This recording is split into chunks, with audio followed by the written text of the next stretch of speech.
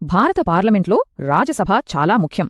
దాని నిర్మాణం గురించి చెప్పే ఆర్టికల్ 80ని ఇప్పుడు చూద్దాం. రాజ్యసభ అంటే కౌన్సిల్ ఆఫ్ స్టేట్స్ అన్నమాట. దీని అధికారిక పేరు కూడా అదే. సరే, ఈ ఆర్టికల్ 80 ఏం చెబుతుందంటే రాజ్యసభ సభ్యులు ఎవరు, వాళ్లను ఎలా ఎంపిక చేస్తారు అనే విషయాలు. రాజ్యసభలో గరిష్ఠంగా 250 మంది సభ్యులు ఉండొచ్చు. అయితే వీళ్ళందరి ఎంపిక ఒకేలా జరగదు. ఈ 250 మందిలో 2 రకాల సభ్యులుంటారు. ఎన్నికైన వాళ్లు కొందరైతే నామినేట్ అయిన వాళ్లు మరికొందరు.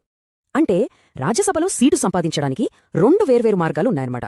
చాలా మంది సభ్యులను రాష్ట్రాల ప్రతినిధులు ఎన్నుకుంటారు. మరికొందరిని వారి నైపుణ్యాన్ని బట్టి నేరుగా నామినేట్ చేస్తారు.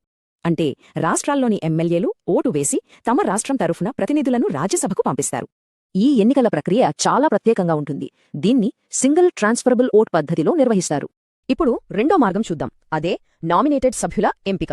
సాహిత్యం, సైన్స్, కళలు, సాంఘిక సేవ ఇలాంటి రంగాల్లోని నిపుణులను రాష్ట్రపతి నేరుగా నామినేట్ చేస్తారు.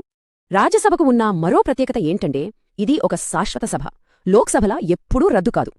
సభ శాశ్వతమే అయినా సభ్యుల పదవీకాలం మాత్రం 6 ఏళ్లుంటుంది. ప్రతి 2 ఏళ్లకు 3వ వంతు సభ్యులు రిటైర్ అవుతారు. వాళ్ల స్థానంలో కొత్తవాళ్లు వస్తారు. అందుకే సభ నిరంతరంగా కొనసాగుతోంది. సరే, ఇంత ప్రత్యేకమైన నిర్మాణమున్న రాజ్యసభ అసలు ఎందుకు అంత ముఖ్యం? ఇది లోక్సభ చేసిన చట్టాలను సమీక్షిస్తుంది, రాష్ట్రాల వాణిని వినిపిస్తుంది, నిపుణుల సలహాలను అందిస్తుంది. ఒక ఆసక్తికరమైన విషయం ఏంటంటే ఒక రాష్ట్రం నుండి పోటీకి ఆ రాష్ట్రంలో నివాసం తప్పనిసరి కాదు.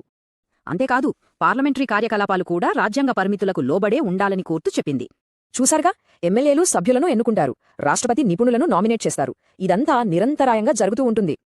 సో ఆర్టికల్ 80 ద్వారా స్థిరత్వం, లోతైన చర్చ, విభిన్న ప్రాతినిధ్యం ఉండేలా రాజ్యసభను రూపొందించారు.